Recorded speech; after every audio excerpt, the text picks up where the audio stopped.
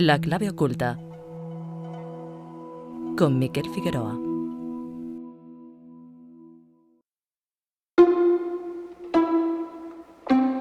Tepito Teenúa, el ombligo del mundo, la isla de Pascua, un lugar perdido en medio del Océano Pacífico, alejado de cualquier lugar y donde el hombre llegó hace mucho tiempo para establecer allí una cultura que aún a día de hoy está llena de enigmas.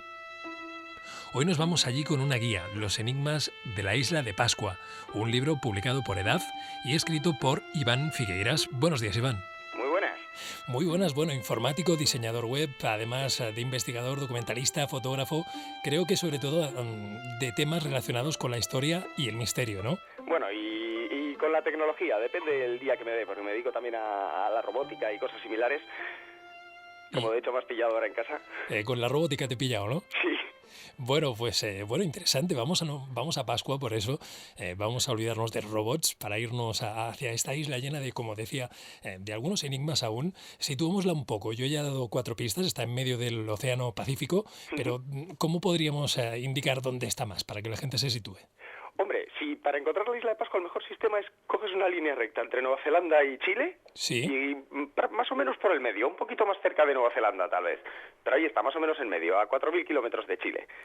O sea, está en medio de la nada, por decirlo así. En medio de la nada, efectivamente. Bueno, a más de 4.000 kilómetros de Chile. Wow.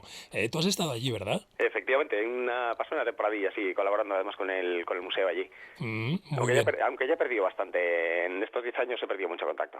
Bueno, pero te ha dado, aquí tenemos esta guía, Los enigmas de la isla de Pascua. ¿Cómo se llega actualmente hasta allí? Hombre, solo hay dos formas de llegar. O bien llegas desde América, que sí, los únicos vuelos que van hasta Pascua salen de Santiago de Chile, o bien llegas desde Polinesia, desde Tahití, que realmente es el mismo vuelo que utiliza la isla de Pascua como una escala intermedia. Muy bien. ¿Cómo es la sociedad que vive allí actualmente? ¿Con qué te encuentras o con qué nos encontraríamos si fuéramos ahora mismo? ¿Cómo es la sociedad de allí? Pues a lo mejor te sorprenderías, porque todo el mundo se espera una cosa un poquito más exótica y de algo más peliculero, ¿no? Realmente la sociedad, por desgracia, la sociedad, la que yo dejé, se estaba convirtiendo en una sociedad muy similar a la del oeste, al oeste recién colonizado por los blancos. Es una sociedad en la que la gente estaba un poquito discriminada. No discriminada por los demás en este caso, sino casi por sí mismos, gente que se apartaba voluntariamente, un problema de alcoholismo muy grave, sobre todo en los hombres. Esa sensación que había en las reservas indias ya recién formadas de que no había nada que hacer y el único recurso era el alcohol. Yeah. Algo similar. O sea, una desconexión de la tierra probablemente sí, total. Y del mundo, sobre todo en el caso de los hombres. Las mujeres seguían trabajando como siempre, pero era muy habitual entre los hombres, prácticamente todos son artistas, además, unos escultores increíbles. Pues era muy habitual ver un grupo de 10, 12 hombres que hacían esculpían un par de moais de muy buena calidad, de los cuales se podía obtener un buen dinero vendiéndoselos a turistas, y con el dinero que obtenían de eso a lo mejor se pasaban 2 semanas borrachos. Vaya. Mientras que sus mujeres se dedicaban a trabajar. Vaya, lo peor de Occidente, entonces, como siempre, exportándolo, ¿verdad? Sí, ese tipo de canibalización ocurre casi siempre. Ha ocurrido en África y, bueno, en América ha ocurrido a unos extremos increíbles, en Estados Unidos y Canadá, sobre todo. Sí. Y en México. Australia también. Australia, buen ejemplo. Bueno, ¿por qué tiene este nombre tan extraño de la isla de Pascua? ¿De dónde sale este nombre?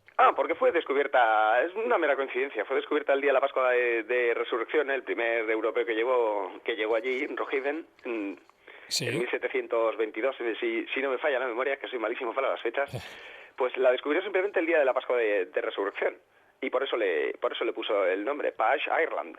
Muy bien, pero también tiene otros nombres, ¿no? ¿Cómo la llaman los isleños? Hombre, a día de hoy se le conoce sobre todo por 2 nombres, especialmente por uno, que es... Matakiterangi sería un nombre un poquito secundario, que significa los ojos que miran al cielo, que siempre ha sido mi nombre favorito, y luego otro sería Tepito Tejenúa, que viene a significar algo así como el centro de la Tierra, el centro del mundo. Bueno, todo el mundo suele traducirlo por el ombligo del mundo, pero no es precisamente exacto. Vale, en la típica ya se sabe que cuando hay un lugar así, automáticamente hay que llamarle el ombligo del mundo, Delfos, etcétera, etcétera. En este caso se parece, pero no es exactamente así. Vale, bien. Y también Rapa Nui, ¿no? ¿Tengo entendido? Sí, ese sí que es un nombre que se ha hecho muy, muy conocido gracias a la película de Kevin Reynolds y Kevin Costner. Y bueno, es un nombre del siglo XIX que buscaron los propios isleños porque nadie tenía ni idea de lo que era su isla. Sobre todo cuando empezaron a llevarse a población isleña a trabajar en plantaciones en Perú o empezaron ellos mismos a ir a otros lugares de Polinesia, a emigrar, cuando se empezó a vaciar la población de la isla, que por eso se vació la población de la isla, no por tanto colapso y tanta cosa que dicen, pues entonces ellos descubrieron que nadie sabía de qué estaban hablando. Y le tuvieron que poner un nombre a su isla y pusieron el nombre basado en el nombre de otra pequeña isla que hay en el Pacífico, se llama Rapa Iti, Sí. que significa... Rapa es una especie de palo ceremonial parecido a una raqueta de las que se suelen utilizar en Euskadi para jugar al frontón, de estas de madera, Ajá. que es una paleta ceremonial. Pues Rapa Iti significa este tipo de paleta pequeña. Entonces pusieron Rapa Nui, que es la paleta grande, para referirse a la isla de Pascua. Bien. Bueno, hablemos de la colonización de esta pequeña isla, porque tan alejada de todos los sitios parece extraño, ¿no?, que el hombre llegase allí en tiempo a lo mejor en que la navegación pues no estaba, o nos parece a nosotros que no estaba tan desarrollada.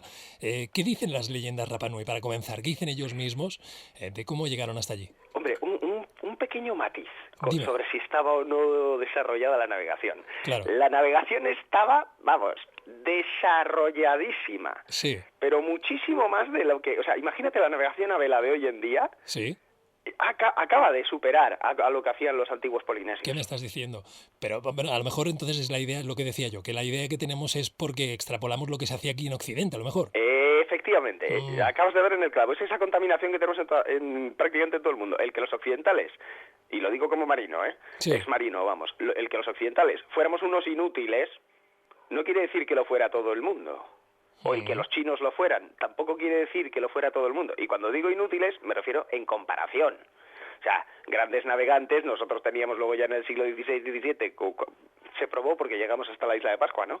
Sí. Teníamos esos enormes buques de línea y demás, y resulta que una canoa polinesia de 30 metros de eslora era capaz de dar vueltas, hacer círculos alrededor de cualquiera de nuestros barcos a grandísima velocidad, navegando contra el viento y demás. O sea, como hoy haría un catamarán de alta competición. Wow. O sea, es que son el equivalente de la época a nuestros catamaranes actuales. Y claro, ya hemos visto en cualquier periódico de estos que tienen su sección de náutica, ya vemos lo que son capaces de hacer esos barcos. Pues eso es lo que tenían los polinesios. Bien. Que luego digamos que navegantes pésimos, que no sé qué, bueno, vale, cada uno es libre de tener sus prejuicios. También somos libres de creer que el mundo pensaba que la Tierra era plana, lo cual es mentira. Durante toda la historia se ha sabido que la Tierra era una esfera y que el Sol giraba alrededor de la Tierra, pero bueno, si seguimos creyendo ese tipo de leyendas urbanas... Bien, pues bueno, vámonos a estos orígenes. Entonces, ¿qué dicen ellos mismos? ¿Cuál es su origen? Vaya. La leyenda que se cuenta, y habría que cogerla con pinzas, Sí. porque las leyendas de la isla de Pascua tienen todas una característica muy común, que por mucho que parezcan leyendas antiguas y suenen como tal, y los propios isleños creen que lo son, eso hay que subrayarlo, no lo son. Realmente la población pascuense desapareció por completo, quedaron 110 isleños y un alemán, eran 111 personas que llegaron a habitar la isla como el punto más bajo de población. Y claro, todas esas leyendas desaparecieron, porque la gente, sobre todo la clase alta, la gente que más, vamos a decirle más culta, toda esa gente fue exterminada prácticamente. Entonces, claro, no queda nada del pasado. Y todo ese tipo de leyendas son la fusión de leyendas, de otras leyendas polinesias modernas, producto de la mezcla también entre los isleños que quedaban con otros polinesios, con los occidentales que iban llegando a la isla. Entonces, claro, son todas leyendas muy, muy recientes. Pero bueno, la historia oficial es que después de un enfrentamiento en una tierra llamada Jiva, Sí. Hay dos versiones. Una es que esta tierra llamada Jiva se iba a hundir.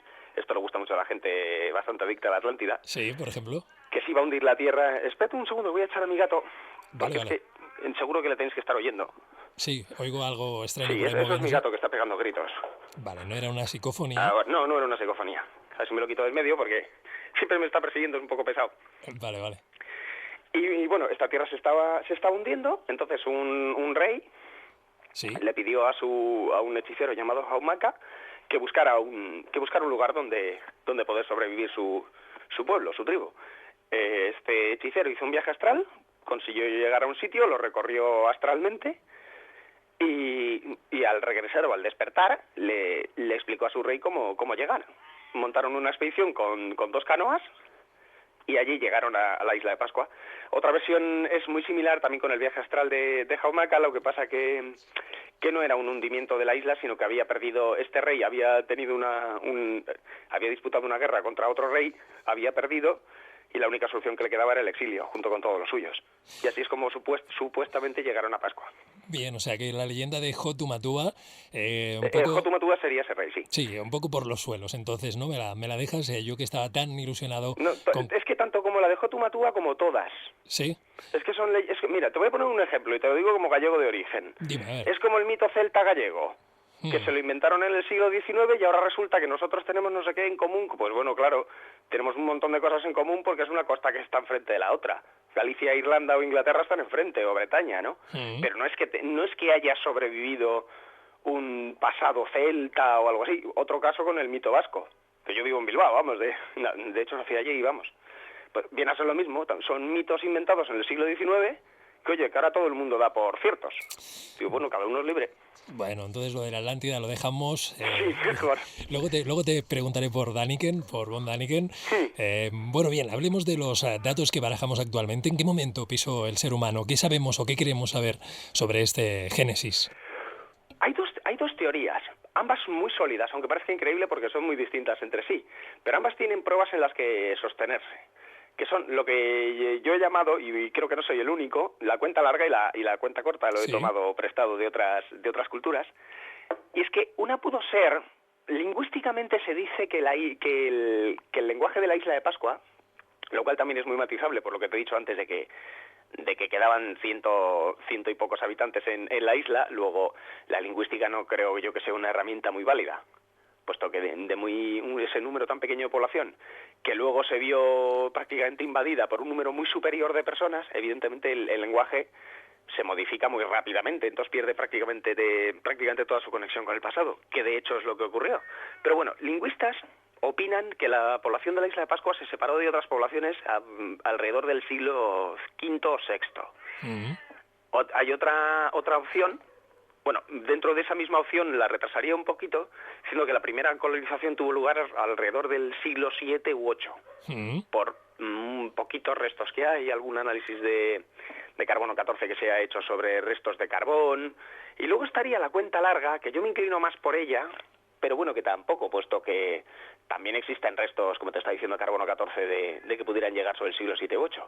Pero esta cuenta larga, sobre todo basada en análisis estratigráficos que se han hecho, indica que pudieron llegar alrededor del año 1200, o sea, justo al final del siglo XII o ya lo que sería a principios del siglo XIII, y que pudieron llegar, sufrir una especie como de explosión cultural muy rápida, que no fuese todo algo tan progresivo, el asentarse en la isla, el empezar a construir los Ajú y los Moai, sino que fuese algo mucho más rápido, o sea, que ellos llegaran y al poco tiempo estuvieran ya trabajando como locos, esculpiendo, organizando la isla, cultivando, quemando bosques para hacer cultivos.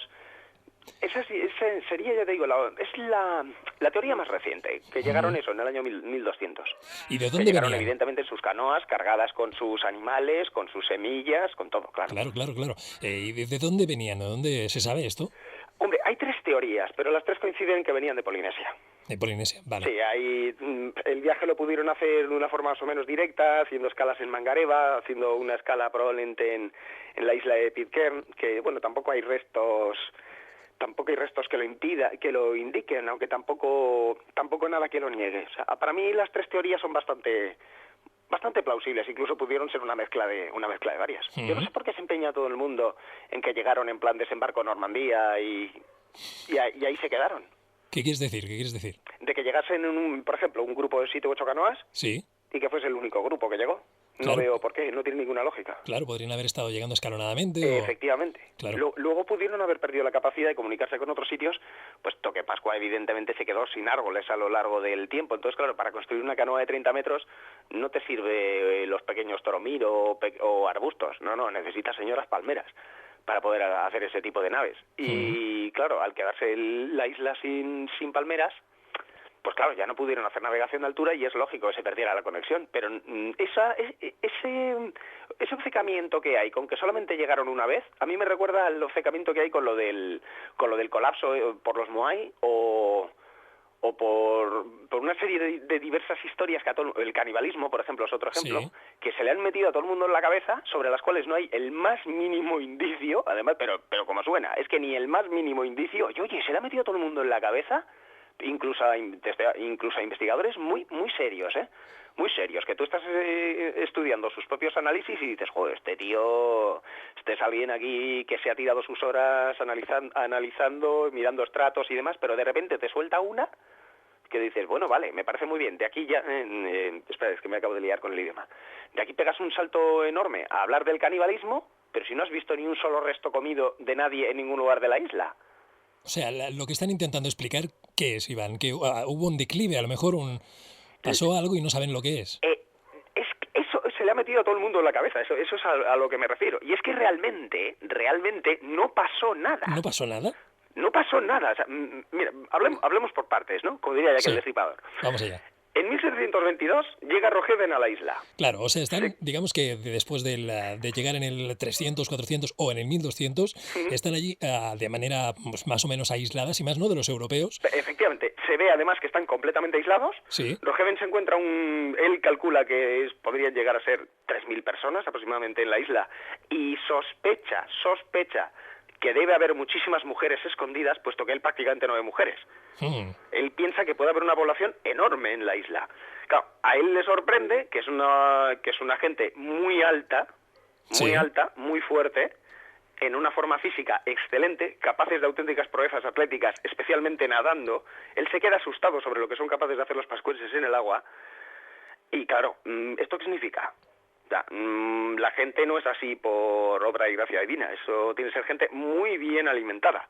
Claro. O sea que en 1722 desde luego no había habido ninguna catástrofe ni nada que provocase el que de repente, que no sé por qué se empeña todo el mundo, aunque tuvo lugar unos pocos años antes, alrededor de 1680, que empezasen ya a derribar moais, que hubiese enfrentamientos entre ellos, guerras civiles, canibalismo, o sea, todo eso supuestamente empezaría a partir de 1680.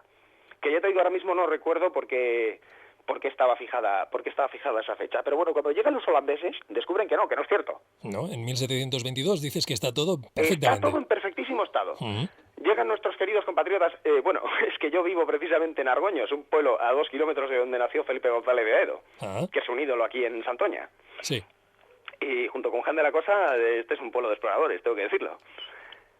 Y bueno, llega Felipe González de Aedo aproximadamente, si no me falla la memoria, 1770, ya unos cuantos años más tarde.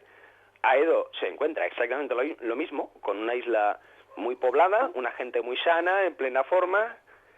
Y claro, González cuando llega, pues hace muy a como lo hacíamos los españoles por la época. Tomó la isla, tomó posesión de la isla en nombre del rey Carlos. Montó un ritual impresionante. Vamos a empezar un poquito más atrás. Claro, González de Aedo llegó con un buque de línea y con una fragata gigantescos. Claro, Los pascuenses, que ya no tenían árboles, luego podemos explicar por qué ya no tenían árboles, llegaron así y de repente se encontraron con eso, 2 barcos gigantescos de más de 100 metros de largo, completamente hechos de madera y con unas velas de tela capaces de paralizarles el corazón. La tela para ellos también era una cosa muy necesaria, era prácticamente como su oro, tanto la tela como la madera. Entonces dices, joder, esta gente que acaba de llegar, jodroba, qué gente más poderosa, ¿no? Como si fueran dioses. Claro, llegan los españoles, sus armaduras también de hierro, armas de hierro, un montón de cosas que los pascuenses no habían visto nunca. Claro, los españoles llegaron bastante pacíficos, más con la cruz que con la espada. bien. Y lo primero que hicieron fue, lo que te he dicho, tomar posesión de la isla. Montaron una peregrinación hacia... se me acaba de ir el nombre hacia la península de Poike, hacia la cima del volcán de la península de Poike, que sería la esquina sureste de la isla. La isla es un triángulo casi perfecto. Sí. Pues sería el ángulo sureste. Montaron esa procesión, un ritual con sus cruces, unos 200 españoles aproximadamente, mientras otros daban la vuelta alrededor de la isla, cartografiándola y creando el primer mapa de la historia de la isla. Y cuando llegaron, pues terminaron su ritual y pegaron una salva de 21 cañonazos. Claro, Vaya. la salva de 21 cañonazos se llevó por delante un monte. Se lo llevó por delante en el sentido literal de la palabra. Tú ahora mismo ves el monte y ves que falta la mitad. Y esa mitad que falta es por el ritual aquel que se hizo, claro, 21 cañonazos.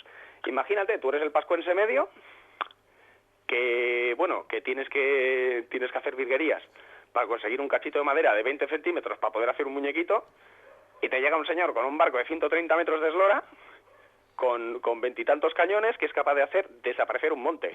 Vuela una montaña delante O tuyo. vuela una claro. montaña delante de tus ojos, Claro. imagínate lo que es eso, ¿no? Claro.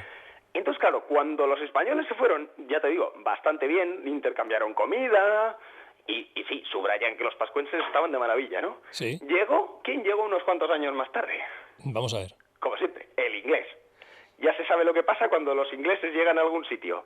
Automáticamente empieza a haber leyendas extrañas, todo cambiado, y sobre todo, tienen que ser ellos la piedra de toque de lo que sea. Especialmente James Cook, que por cierto es uno de mis ídolos, ¿eh? No tengo nada en contra de él, más bien todo lo contrario. Lo mismo que pasa en Australia, que a Australia había llegado todo chichirimundi. Bueno, ahora resulta que Australia la descubre James Cook. Oye, perdona, que en Australia había habido españoles, portugueses, chinos, holandeses, había habido de todo en Australia en los 300 años anteriores. Pues oye, mira, tú le preguntas a cualquiera, ¿quién Sí. descubrió Australia? James Cook. Toma Y ya. dice, vale, toma, viva su graciosa majestad. Así de claro, son unos genios. Vaya. Tengo un hermano inglés, de hecho, vamos, me quito el sombrero cada vez que le veo. Bien. Son buenísimos para eso, la historia la han comprado ellos. Total, que la liaron. Llegaron a Pascua y la liaron los ingleses. No es que la liaran, es que a partir de ellos, como Sí. si dijéramos, la historia cambia, empieza a reescribirse todo. O sea, dos pequeños detallitos que pudo ver James Cook se magnificaron a tal nivel que ahora están grabados a fuego casi en el inconsciente colectivo. Claro, James Cook fue el primero en que vio armas. Siempre se menciona, además, todos los exploradores mencionan lo mismo, que es sorprendente que una cultura así, que nadie tuviera nunca un arma. Lo subrayan varios, tanto los españoles como... perdona. como los holandeses. En cambio, James Cook empieza a mencionar armas, sobre todo lanzas de obsidiana, cuchillos de obsidiana, y descubre que es un pueblo, pues, él sí que ve huellas como de un enfrentamiento, de una pequeña guerra, sí que ve que es un pueblo paupérrimo, que hay gente que está pasando hambre. ¿Qué ha podido ocurrir? Pues que desde que los españoles hasta él, con solo 4 años de diferencia, quiero decir, Sí. pues que hubiera habido un cabreo, un enfrentamiento, una pequeña guerra civil, lo cual es lógico, ¿eh? Porque los españoles llegaron y se fueron. Claro, los españoles tuvieron una semana aproximadamente, un poquito más, Y se fueron. y se fueron como habían venido. Pero a partir de ahí, a lo mejor, pues algo, tú lo comentas en el libro, a lo mejor después de aquella demostración increíble de fuerza, destruyendo aquel monte, a lo mejor algo cambió en ellos o pudo generar algún tipo de cambio, no sé. Sí, pudo generar algún tipo de... Esto es especulación, pero bueno, especulación bien informada, vamos a decirlo así.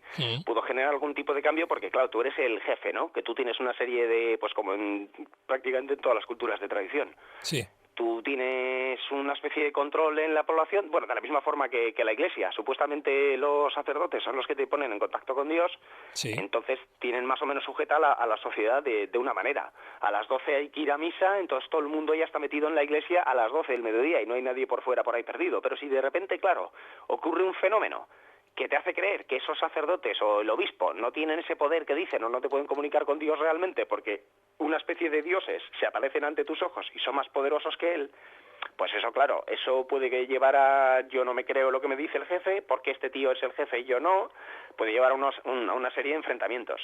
Claro, cuando James Cook se encuentra eso, huellas de eso, pues ostras, pues esto es una gente que es muy guerrera, que se están peleando entre ellos. O simplemente los españoles, a lo largo de nuestra historia nos ha gustado darle al trabuco y a sacar la navaja cabritera. Pero joroba, somos un pueblo súper pacífico. O sea, yo no veo que España sea un país especialmente agresivo, yo creo, como puedan ser otros, ¿no? A lo mejor Pero, lo fue un oye, poco más anteriormente, ¿no? Sí, pero entonces, claro, si tú te pones a seleccionar cosas de nuestra historia, poquito a poco, pues llegar a sacar una conclusión. Mira, fíjate la famosa leyenda negra, que es mentira, de que aquí en España no quemábamos brujas. Eso se hacía en otros sitios, en Alemania o en Suiza, pero nos ha caído a nosotros el mochuelo. ¿De verdad me estás diciendo esto, Iván? ¿La Inquisición española no era tal? Mira, se calcula que se quemaron, déjame que recuerde, 15.000 brujas en Alemania. En España creo que, si no me falla la memoria, 56. Sí. Bueno, menos sí que son. pero no, 15.000 a 56, te lo he dicho todo, ¿no? Suiza, que era un país de 4 millones de habitantes, creo que se cepillaron a unas de 5 a 7.000 brujas y cosas por el estilo. Inglaterra, lo mismo, 3 o 4.000. En España hubo 56. Y por cierto, en el Vaticano no llegaron a 30, creo. Y por cierto, las brujas no se las quemaba en la Edad Media, se las quemaba en el Renacimiento. Que también es lo curioso. Bien. Estamos Entonces, aquí poniendo las... empiezas a partir de creencias de ese tipo que se van extendiendo solo porque una persona lo haya visto, pero es que tal vez las crónicas de Cook, bueno, no solo de Cook, también de... Ahí no recuerdo ahora el nombre, uno de sus lugartenientes, que hizo una crónica excelente. Claro, si se hacen más populares, de la misma forma que la crónica de Rogefen también fue mucho más popular que las crónicas españolas. Entonces, claro, es lo que se extiende y se acaba grabando a fuego en el consciente colectivo. Todo este tipo de historias. Pero, posteriormente a Cook, llegó también el Conde de la Peguis, creo que fueron 12 años más tarde. Sí, en 1886, si no me falla la memoria. Cuando llegó la Peguis se encontró con una cosa muy distinta a la que se había encontrado Cook. La gente estaba ya bastante mejor organizada y ya se volvía a parecer a lo que era antes. Cultivos florecientes, la gente no estaba pasando hambre, sí que de armas también, o sea que parece que no se hicieron pacíficos del todo. De hecho, se cree que en esa época, justo ya después de ver a los españoles o a los primeros viajeros, pudo haber un cambio cultural, de cambios de rituales, que se trasladaran de los ritos que se hacían alrededor de los Sahu y de los Moai, y empezaran los nuevos rituales del hombre pájaro y demás, no sé, que hubiera habido una evolución social, pero no una guerra civil en la que se exterminaran la mitad a la otra mitad, porque la población seguía siendo altísima, y a lo largo de finales del XVIII y sobre todo el siglo XIX hay contactos continuos, especialmente con balleneros que están por la zona, o cazadores de focas, que van sobre todo al archipiélago Juan Fernández, el que sufrió el último tsunami. Y lo que dicen es que es un pueblo muy rico que se dedica a intercambiar comida. O sea, todo el mundo que va para allá se dedica. Yo, mira, tú me das plátanos, me das patatas dulces y yo te doy esto otro.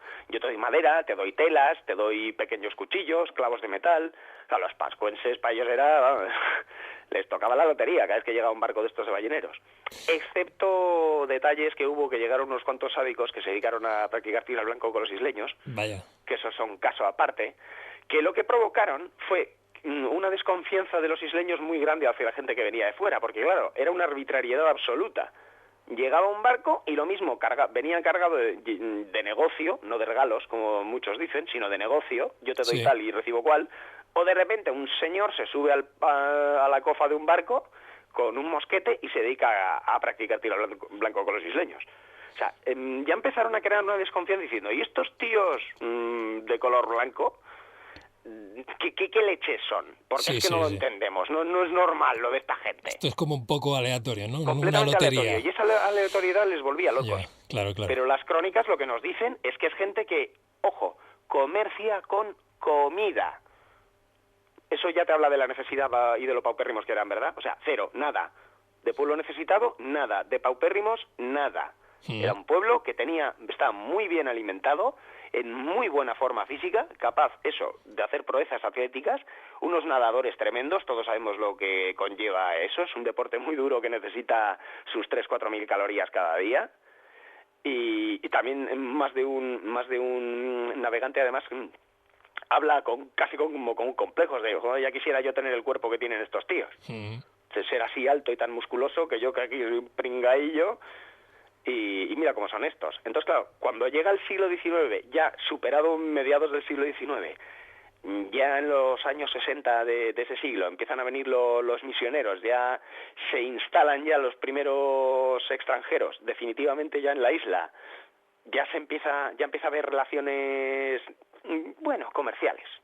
Más o menos, ya empieza a haber relaciones sociales firmemente establecidas.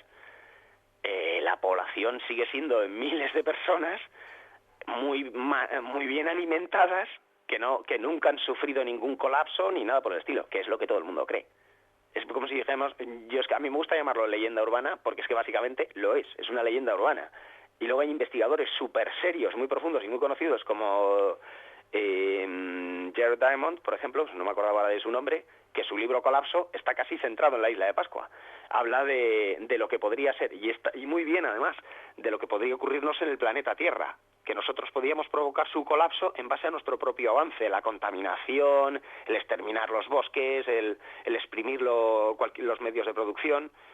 Él lo compara con lo que según él ocurrió en la isla de Pascua, pero es mentira. O sea, lo que él dice que ocurrió en la isla de Pascua no ocurrió nunca. Él habla de un colapso que tuvo lugar porque la isla se deforestó para construir los Moai, se quedaron sin medios de producir alimentos, había hambre, guerras civiles, canibalismo, etcétera, etcétera. De eso no es que no haya ninguna prueba, es que probablemente haya pruebas de lo contrario.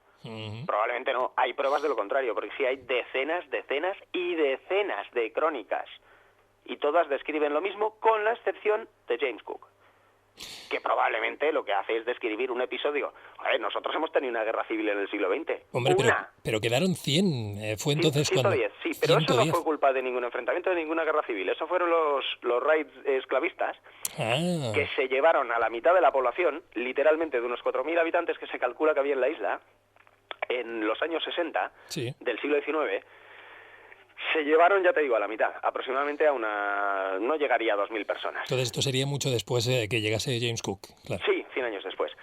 James Cook llega en 1774, si no me falla la memoria, y estos raids tuvieron lugar en los años 60 del siglo XIX. Bien. Pues bueno, se llevaron a la mitad de la población a las plantaciones del Perú, hacinadas en el mismo caso que había ocurrido con los negros africanos, en dirección a Haití y a otros lugares de Centroamérica, hacinados en las bodegas de los buques esclavistas. A los pascueses les pasó lo mismo en dirección a Perú. Por cierto, en dirección a Perú, a las plantaciones, que también está por ahí otra leyenda urbana extendida por todas partes, que es así que me tiene bastante harto, que los mandaron a por guano. A islas a por guano. Supongo que se refieren a las islas Chincha, que es de donde se saca el guano en Perú, pero no hubo un solo pascuense excavando guano. Estaban en las plantaciones de Perú produciendo frutas, más o menos.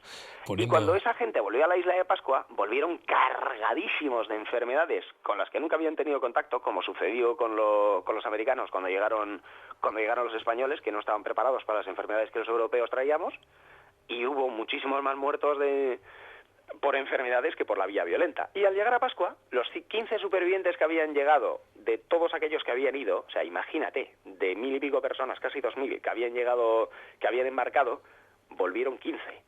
Y esos 15 llegaron cargadísimos de enfermedades. La tuberculosis, viruela, arrasaron absolutamente con la población. Los misioneros, cuando estaban, no daban abasto a enterrar a la gente. O sea, la gente la tenían que dejar al aire porque no se podía, no había manos para poder enterrar a tanta gente. Y al final acabó reducida la población a 110 personas, más un alemán, 111. Tristísimo capítulo cuando lo leí en el libro, desde esos que no apetece. Estoy de acuerdo, no veas lo que es escribirlo. Bueno, vamos a avanzar, vamos a hablar de los Ajú y de los Moai, que ya has estado nombrando varias veces. ¿Qué son los Ajú? ¿Los Ajú? Sí. El Ajú es el término lo he copiado por ahí, pero no sé si me satisface a la hora de escribirlo. Es un conjunto ceremonial. O sea, si, por ejemplo, ¿no? Trasladémonos a Egipto, para que es algo que todo el mundo conoce. Pues el Ajú sería, imaginemos la meseta de Gizeh, el Ajú sería todo, sería la meseta entera. Mientras que, por ejemplo, una pirámide podría ser el equivalente a un Moai. Claro, en la meseta Gizeh pues tenemos los templos altos y bajos, los diferentes caminos entre unos y otros, tenemos la esfinge, tenemos las pirámides, tenemos pequeños templos, mastabas, tumbas. El Ajú viene a ser algo parecido. Es un complejo enorme. Sí. Bueno, enorme algunos. Perdón, se me ha ido aquí el fanatismo pro-pascuense. La mayoría son bastante más normalitos, también hay que decirlo, pero bueno, suele ser un complejo que comienza por una explanada, una plaza delante donde se hace la vida, donde probablemente se hacían los propios rituales, una plaza artificial, es una explanada que está trabajada. Esta explanada lleva a una pequeña rampa con muy poquita inclinación que ya nos va acercando, o sea, estaríamos Lo voy a escribir visualmente para que los oyentes no se pierdan. Vamos allá. Imaginemos que estamos mirando hacia el mar, en la mayor parte de los casos. No siempre, como todo el mundo dice, que los moai dan la espalda al mar. En la mayor parte de los casos sí, pero bueno, no siempre es así, ¿eh? Hay muchas excepciones. Bueno, estamos mirando al mar. Delante de nosotros tenemos una explanada. Sí. Vamos andando por esta explanada y alcanzamos una pequeña rampa de muy poquita inclinación. Imaginemos que vamos andando, no lo hagamos porque nos estaríamos cargando un monumento, pero bueno, imaginemos que estamos andando por esa rampa, llegamos a otra rampa con aún más inclinación. Ya esta rampa ya nos encontramos con unas grandes rocas, grandes cantos rodados llamados poro, que están como pequeñas minas en el suelo. Continuamos subiendo por esta rampa ya aún más inclinada y llegamos a un pequeño muro de contención, pequeño o grande. Estoy pensando en la Jutongariki, que es un señor muro de 1 metro de alto prácticamente, con unas rocas enormes. Este muro es el que sujetaría otra rampa, esta vez ya con una inclinación de unos 45 grados, que empezaría ya a subir hasta la plataforma principal del Aju. Bueno, subimos por esta rampa, que puede tener unos metros de largo, y llegaríamos a la plataforma principal del Aju, donde nos encontraríamos unas grandes piedras, unas galletas de piedra, apoyadas contra el suelo, y sobre las cuales están puestos de pie los moai, que, como decía antes, normalmente dan la espalda al mar, aunque no siempre. Otra cosa que siempre se repite, que los moai, que si dan la espalda al mar, que los moai no dan la espalda a ningún sitio. Los moai están mirando a la plaza esta que te acabo de mencionar. Algunos miran al mar, por eso. Sí, vaya que sí los hay. Bien, ¿se sabe por qué construyeron los Aju? Hombre, ¿por qué construimos nosotros las catedrales? Pues es un tema... ¿Stonehenge? ¿Por qué lo hicimos? Los petroglifos gallegos. Son ceremoniales, supongo. Efectivamente, lo más probable es que sí. Hombre, tienen también su utilidad para poder disponer de los cadáveres. Por ejemplo, tenían sus pequeños secaderos de cadáveres, crematorios. Algunos incluso tenían rampas para poder atracar embarcaciones. Pero sí, básicamente se cree que ceremonial. Bueno, de la misma forma que nuestras catedrales, que tenían una función ceremonial, pero se han estado usando toda la historia, yo qué sé, para vender animales, por poner un ejemplo, para hacer el mercado. Sí. No sé si la siguiente pregunta será tan fácil de responder, porque hablamos de los moai, de estas figuras, de estas esculturas de caras alargadas y nariz respingona. ¿Qué son? ¿Qué son los moai? Hombre, hay 2 opciones. Bueno, no es que haya 2 opciones, es que los investigadores creemos que hay 2 opciones, ahora que me estoy dando cuenta, ¿no? Que puedan ser ancestros o dioses. Se inclina casi todo el mundo, incluido yo creo, por lo de los ancestros. Pero bueno, ese es un tema en el que todo el mundo se muestra bastante escéptico y abierto. Pero bueno, ¿ancestros o dioses? Bien, hay 887. Contabilizado, hombre, la cifra puede quedarse corta, ¿eh? Sí. Y es que ahí me guío mucho por las cifras de la investigadora Joan van Tilburg, que fue la primera en catalogarlos todos con su posición GPS y demás, pero sí, sería un número mínimo, de ahí podría subir un poco más. Bien, porque hay algunos que siguen enterrados, hay algunos que están a medio acabar. ¿Cómo los construyeron? ¿De dónde los sacaron? Hombre, se sacaron prácticamente todos, ¿eh? Hay 4 o 5 por ahí que puedan estar hechos de materiales diferentes, pero se sacaron prácticamente todos de Rano Raraku, que es uno de los 3 volcanes de la isla. Rano Raraku. Sí. ¿Cómo pronuncias las R's? A algún pascuense que otro le podría resultar un poco molesto. Espera, que lo digo bien. A ver si lo digo bien, ¿eh? Rano Raraku. Coño, ¿cómo lo has hecho? ¿Sí? Muy bueno, ¿eh? ¿Sí o no? Que cuesta muchísimo. Soy ya pascuense yo. A mí me costó, pero muchísimo. Me miraban con una cara. Además, los del norte, que somos especialmente adictos a la R... Sí. Pues bueno, me miraban como diciendo, ¿este bárbaro? Ellos no tienen R, ellos tienen la R, ¿no? Sí, efectivamente, tienen la R así suave, que a nosotros nos cuesta tanto pronunciar. Ajá. Pero bueno, al final creo que es una de las causas por las cuales les acabé cayéndole bien a mucha gente, y era muy fácil hacer entrevistas a todo el mundo, porque todo el mundo me conocía por eso, por los esfuerzos que hacía para integrarme. El de la R. Sí, ¿no? Lo de la R y otra letra que a mí se me da muy bien pronunciar, o estudié en un colegio alemán y tienen sonidos muy parecidos. Entonces, que es una NG, como por ejemplo en Tangata, que diría cualquiera se dice Tangata. A mí se me da muy bien esa letra. Entonces, claro, cuando veis, mira, este intenta hablar como nosotros, ¿no? Me vino muy bien, ¿eh? Fue muy útil para las investigaciones. Bien. Uy, perdona que me habías preguntado, que pues yo me pongo a divagar. Buena pregunta. ¿De dónde habían sacado? Me comentabas del Rano Raraku. Sí, ya te digo, los moai se sacaban prácticamente todos de ahí. Sí. Y bueno, En la cantera tenemos más de 400, o sea, pero en absolutamente todos los estados de construcción. Entonces, claro, es muy fácil, casi es un sueño de un arqueólogo, porque tú, por ejemplo, llegas a cualquier otra cultura, te encuentras la pirámide hecha. A lo mejor tienes la suerte que normalmente no se tiene, de encontrarte un par de bloques fuera de la pirámide y decir, pues mira, pues estos son los bloques que utilizaron. Y en otro sitio a lo mejor te encuentras, si tienes la absoluta suerte, te encuentras una cantera con un bloque a medio hacer. ¡Buah, eso ya es la leche! Pues en la isla de Pascua no, lo tienes todo. Tienes desde un dibujito en la pared, una especie de pequeño bajo relieve, con forma de moai ya, tienes un moai medio esculpido metido en un nicho, otro moai que está cabeza abajo también a medio esculpir, otro que está prácticamente acabado, otro que está acabado, unido solo a la roca madre con una pequeña quilla, otro que ya está terminado, pero que nunca se ha sacado de la cantera. O sea, tenemos el proceso entero, sí, pero además múltiples ejemplos de cada uno de los procesos, de tal forma que sabemos perfectamente cómo se hicieron, cómo se esculpieron, mejor dicho. Claro, luego está el tema de cómo se trasladaron, y esto creo que ha dado a pie a teorías pues muy variopintas, ¿verdad? ¿Cómo se trasladaron los moai desde las canteras, desde la cantera, hasta el lugar donde están ahora? Hombre, básicamente hay dos teorías. Y no es que estén enfrentadas, ¿eh? Yo sí, hay una cosa que siempre he pensado, una limitación que tenemos los occidentales, es algo que está grabado a fuego en nuestra cultura, que es que creemos que todo tiene una solución. Y a mí me hace mucha gracia la gente, por ejemplo, se pone a hablar del fenómeno ovni y de repente todo el mundo tiene una opinión. Sí. Esto es mentira, estos son extraterrestres, estos son prototipos militares, y te quedas, no va a poder ser todo, por Dios. No es un fenómeno complejo, no es lógico que tenga varias soluciones. Yo creo que sí. Puede ser, pero claro. Nuestra forma de pensar es que en cuanto encontramos una solución, todo lo demás desaparece. Nos y en quedamos el caso de Pascua, pues que puede que se hayan utilizado varias de ellas, porque muchas se han hecho experimentos, se han llevado a la práctica, y yo creo que lo que han llevado a la práctica casi todo ha funcionado, tanto verticales como horizontales. Lo que no sé si ha funcionado es el tema de la energía esta que utilizarían los antepasados para moverlo. Esto no sé si lo dice von Däniken, ¿puede ser? Sí, lo dice von Däniken y algunas leyendas. Juanjo Benítez, creo, utilizaban el también. mana pues para poder transportar los moai de forma vertical. Eso sí que subraya las leyendas. Pero claro, estas leyendas que te estoy diciendo que son todas del siglo XIX. Vaya. Entonces, claro, es que no son leyendas pascuenses. Muy bonitas y ellos mismos a día de hoy dicen que son sus leyendas y demás.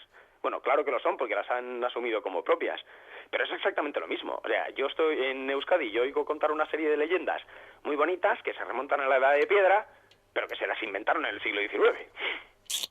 Y las tenemos asumidas todos como si fuera verdad. Que si el árbol de Guernica, que si el rey Aitor, que si no... Vale, muy bien, son preciosas esas leyendas, pero seamos serios y veamos de dónde salen. Claro. Eso sí, las tenemos asumidas como nuestras y por supuesto que son nuestras. Y me parece maravilla, vamos. Entonces, cuando hablaba antes de von Däniken, te comentaba que te quería preguntar, porque tú en el libro dejas claro tu posición, tu postura al respecto, y es que von Däniken estaría viendo misterio donde a lo mejor no lo hay, ¿no? Claro, es que von Däniken llega a una cosa sorprendente, pero por lo diferente. O sea, Pascua realmente lo que tiene es que no hay ningún otro lugar en el mundo así. Tiene muchísimas características muy curiosas. Primero, que es el lugar más remoto del mundo. Y lo más de lo más en algo ya se sabe que nos llama especialmente la atención, ¿no? Y además, ya te digo, única. No es que sea lo más. En ninguna isla tan pequeña alguien se ha dedicado a sembrarla de estatuas de ese tipo, de esa calidad, de ese tamaño, moverlas a distancias, en algunos casos de 15 kilómetros. Es algo muy, muy sorprendente. Pero bueno, cosas perfectamente humanas al alcance de cualquiera, como ha demostrado la arqueología práctica. Porque ¿qué dice Däniken básicamente? Pues Däniken, si no recuerdo mal, porque, vamos, la típica cosa que le echas un vistazo así por encima. Sí. Yo soy supuestamente de la generación que debió crecer con Däniken, pero es que yo ya de crío ya estaba leyendo cosas más, ¿cómo explicarte?, más pesadas, más tochas, ¿no? Y básicamente lo que dice es que fueron creadas por extraterrestres que bajaron y que ayudaron a los isleños a construir sus moai. Vaya. Prestándole su tecnología, sí. Y que los isleños podían hacer los moai y que los extraterrestres les ayudaban a trasladarlos. Ya digo que hablo de memoria, ¿eh? Sí.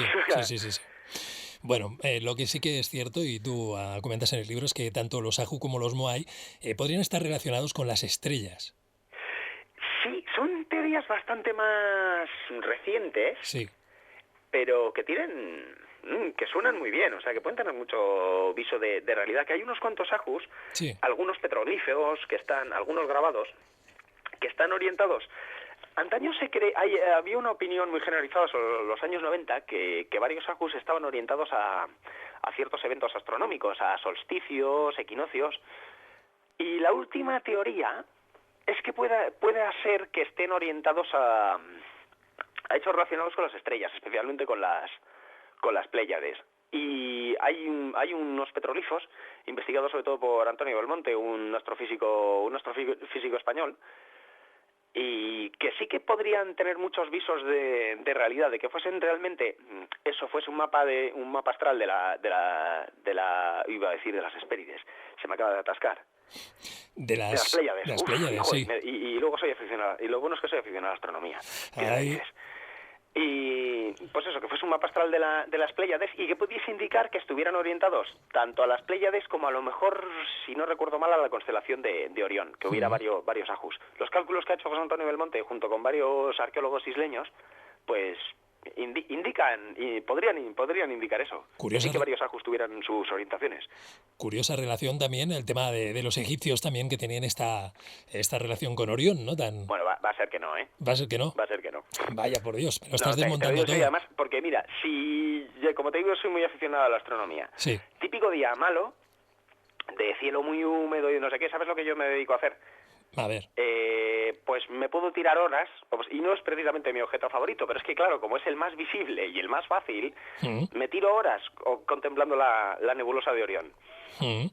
Y mira, cualquier cosa, entre las famosas Tres Marías, las estrellas del cinturón de Orión, Sí, que está justo un poquito más al norte bueno, según la época del año, está un poquito más arriba, que nos aclaremos, de la nebulosa. O sea, es que las tengo grabadas a fuego en el ojo porque las veo, bueno, todos los días no, porque llevo 3 meses sin ver el cielo, sí. con el mal tiempo que hemos tenido aquí en el norte, ¿no? Pero lo dicho, yo es que tengo las Tres Marías grabadas ya en la retina, porque es que las veo casi a diario. De hecho, mi fondo de pantalla ahora mismo, si no veo mal, efectivamente es la nebulosa de Orión. Y se ve una de las Tres Marías arriba, que están prácticamente en línea recta. Sí. Las estrellas, ahora y dentro de 50.000 años, van a estar exactamente igual. No en el mismo sitio, pero sí con la misma relación entre ellas. Van a tener la misma postura, vamos a decir. Si las tres estrellas fuesen una línea recta, esa línea recta sería ahora y dentro de 5.000 años. Se moverían las tres conjuntamente, porque lo que se mueve no son las estrellas de una en una, se mueve la bóveda celeste. O sea, mejor dicho, se mueve la Tierra, vamos a decirlo, Sí, sí, ¿no? sí. Pero la que se mueve relativamente es la bóveda celeste. Sí. Luego, las estrellas de la constelación de Orión, me da igual ahora que en el 10.800 antes de Cristo. Me da igual. Tienen la misma posición relativa entre ellas. Y las tres son prácticamente una línea recta, con un pequeño desvío entre una y otra. Bueno, partimos de varias mentiras. Una, si miramos cualquier fotografía de satélite de la meseta de Gizeh, Sí. vemos que efectivamente la pirámide de Menkaura, o Micerinos, como le queramos llamar, está un poquito desviada hacia la derecha. Va, muy bonito. Tú coges cualquier mapa de las Tres Marías, de las tres estrellas del cinturón de Orión, las pones, y lo siento, pero si no me equivoco es Alnitak, no está desviada así. Tú Vaya. superpones una con otra y las tres estrellas están casi en línea recta. Sí que hay un pequeño desvío de una de O ellas. sea, me estás desmontando todo y aquí, Pero no Iván. coincide, o sea, es que le digo a cualquiera que coja las tres estrellas de Orión, que además es probablemente la constelación más complicada y más grande, bueno, no es la más grande, pero casi. Es muy grande, Es sí. una constelación increíble, porque es que te llama la atención esté donde esté. Y los que tenemos buena vista nocturna, podemos incluso ver a simple vista la nebulosa, lo cual ya es increíble. Teta Orión. ¿Eh? ¿No es Teta Orión? No, la nebulosa de Orión, la que llaman la Gran Nebulosa, es una... Que está un poco por debajo de las Tres Marías. Efectivamente, sí. No, vale, tú estás hablándome de la estrella. Está muy cerca, sí. Pero es una especie como de nube de colores azules y violetas y rojos, pero una nube enorme. Lo que pasa que, claro, normalmente la ves mejor, o con un telescopio sí la ves, o ya con una cámara de fotos. Lo que es ideal es sacarle una fotografía, 20, 30 segunditos de exposición, y lo que ves en la cámara, o sea, no te lo crees. Es como en Star Trek, cuando va pasando las naves por ese tipo de nebulosas y de nubes. Y realmente es eso lo que se ve. Pues las 3 estrellas no coinciden, pero ni por lo más remoto. Bueno. Entonces, claro, me da igual que muevan las fechas. Porque las estrellas siempre tienen la misma posición relativa entre ellas. Entonces, me da igual que hace 10.000 años que ahora, si hoy no coincide, mañana tampoco. O sea que Bobal y compañía están vendiendo humo. Yo no diría vendiendo, yo creo que se lo creen. Bueno, claro, pero bueno, nos lo venden en el sentido que es lo que nos dicen y lo que escriben. Sí, y lo que... yo creo que han comprado humo, más bien, que se lo han creído. Vaya. Sí. Pero claro, Bobal, por ejemplo, es ingeniero, él sabe mucho de lo suyo, pero Joroba no de astronomía. Bueno. Yo no, y es lógico, a mí yo me lo he estado creyendo durante un montón de tiempo hasta que me di cuenta. Digo, hombre, pero vamos a ver, chiquitín, si las estrellas siempre son iguales, o sea, Casiopea, por ponerte un ejemplo, es una W a la que se le va un poquito uno de los brazos, o sea, no se puede decir que sea una W perfecta, ¿no? Sí. Está un poquito doblada. Pues ese doblez de la W también lo tenía igual hace 5.000 años. Claro. Exactamente el mismo, porque el cielo sigue siendo el mismo. Entonces, claro, en 10.800 años, lo siento, pero no se ha desviado Orión un poco más una estrella que la otra. Lo siento, pero no. Bien. Bueno, vamos a ver si para acabar las inscripciones Rongo o Orongo tienen algún enigma, algún misterio, pues son unos grabados que se pueden encontrar en varios lugares de la isla. Y bueno, ¿qué nos puedes decir de ellos? No, bueno, en la isla no. O sea, realmente el Rongorongo se encontró en tabletas. Sobreviven creo que 23 o 24 objetos que están repartidos por el mundo, por ahí por museos. Rongorongo no hay por la isla. Lo que hay por la isla son muchísimos petroglifos que representan al hombre pájaro, al dios Makemake, pero Rongorongo no. El Rongorongo está solamente en unas tablillas y en un bastón de mando, en un pequeño pectoral, pero sobre todo en tablillas, y en tablillas de madera. Y es un misterio absoluto, o sea, no se tiene ni la más remota idea de lo que pone. Se cree que podría ser una escritura ideográfica. Hay un autor que afirma... Bueno, se cree que se ha descubierto un calendario hecho en Rongorongo, pero tampoco se está muy seguro. Hay un autor que dice que son cánticos para rituales, que cree haber traducido algunas tablillas. Mucha gente también discrepa de él. Y la teoría más extendida es que no el Rongorongo en sí, sino la idea de crear un lenguaje escrito pudo surgir con la llegada de los españoles. Porque a la vez que hacían ese ritual con tanto cañonazo que te decía, hicieron firmar un documento a los isleños, que ese documento se conserva aquí en el Museo Arqueológico Nacional y tiene una serie de dibujitos realizados por los isleños con las plumas que los españoles les pusieron en la mano, que tienen una cierta relación, un pequeño parecido... Sí. Más que con el Rongorongo, con algunos de los de los petroglifos, pero también con el Rongorongo. Y se cree que la idea de crear una escritura la pudieron obtener de los españoles. Dijeron, anda, pero si estos tíos hacen aquí una cosa en un papel, con estos símbolos, y esto significa algo, pues vamos a hacer lo mismo. Y como no tenemos papel, pues lo hacemos en tablillas y usando un diente de tiburón como bolígrafo. ¿Pero qué me dices de las similitudes que podría tener este alfabeto? A ver, por aquí, si me concedes un poco de misterio. Con la famosa teoría aquella de... La cultura jarapa en el Valle del Indo. Pues, mira, tiene... Concédeme algo de misterio, hombre. Hombre, sí, vaya si lo tiene, pero lo que pasa es que también se parte de... Además, es que a una persona a la que yo le tengo mucho cariño, en lo personal, le he oído repetir esta cifra, de lo cual eso me recuerda a los textos que ha leído, quiero decir, no, la crítica mía no es a él, además, sino a los textos que él ha leído, pues que es una persona muy querida para mí. Y que siempre repite que hay 170 y tantas similitudes entre los signos del Valle del Indo y los de la Isla de Pascua. Digo, si ya partimos que se cree que la Isla de Pascua no tiene más que a lo mejor medio centenar de símbolos individuales, pues me parece que ya no hay 160 coincidencias. Vaya. Ya podemos empezar a partir por ahí. Se calcula que entre 13 y 14 signos del Rongorongo son parecidos a los del Valle del Indo. Y, hombre, yo es que los he estado mirando y leche, ¿eh? ¿Se parecen? ¡Jo, que sí se parecen! Y estamos hablando... No es que parecen el mismo dibujo con estilos diferentes. O sea, es un trazo simple, el de la Isla de Pascua, y un trazo doble, el mismo dibujo, el del Valle del Indo. Y estas 13, 14 coincidencias, oye, que sí que llaman la atención, ¿eh? Tú lo ves y dices, jope, esto parece hecho por un tío que ha copiado el otro dibujo. Iván, ahora no me lo digas porque te lo he dicho, ¿eh? O sea, ¿de verdad que tú le ves el misterio o no? Sí, ¿no? No, yo le veo una coincidencia muy casual porque son símbolos comunes. Son peces, cosas muy parecidas. Y cada uno en su propio estilo, quiero decir. Entonces, claro, si el objeto se parece mucho, pero es una cosa relativamente sencilla, hombre, sí puede ser por casualidad, pero es que también puede ser, claro, que es que la humanidad va evolucionando, pero nos seguimos acordando de muchas cosas de las que hacíamos antes. O sea, el arco, por ejemplo, no surgió en un lugar de la Tierra solamente, surgió en varios sitios más o menos a la vez. O sea, los seres humanos, aunque no tengamos comunicación directa entre nosotros, al fin y al cabo sí que somos la misma especie que piensa de la misma manera. Los famosos arquetipos de los que hablaba el psicólogo Jung. Sí. Entonces, claro, es muy normal que una cosa así ocurra. O que hubiese quedado un pequeño recuerdo en el pasado, porque la cultura del Valle del Indo, si no recuerdo mal, son 3.000 años antes de Cristo. Y de ahí un poquito en adelante. Sí. Claro, Pascua pudo ser del siglo VII o VIII al finales del siglo XII. Hombre, la diferencia es increíble, ¿no? Pero, joroba, que un pequeño resto que se acordara a alguien, ¿por qué no? Vete a saber, claro. Vete a saber, es que el inconsciente o la memoria pues es que es enorme. Sí, claro, a mí no me parece algo excesivamente anormal. El que tuviera una relación, no creo que la tenga, pero aunque la tuviera, no sería nada extraño, creo. Aunque bueno, tampoco soy un antropólogo como para poder opinar, ¿no? Esto es opinión privada, vamos a decir así. Pues bien, hasta aquí el viaje a la isla de Pascua, a este lugar, al ombligo del mundo, que yo lo he dicho mal, el centro del mundo, tal vez mejor, ¿no, Iván? Tal vez. Vale. O sea, Bueno. Me inclino por respetar ambas teorías, aunque yo creo que es más cierta la del centro del mundo. Bien, pues un placer, Iván, de verdad. Gracias por acompañarnos y gracias por este libro, Los enigmas de la isla de Pascua. Y bueno, hasta pronto, espero. Eso es, lo mismo digo. Venga, un abrazo. Un abrazo, gracias. Chao. La clave oculta. Síguenos en Facebook, Twitter y en el blog del programa.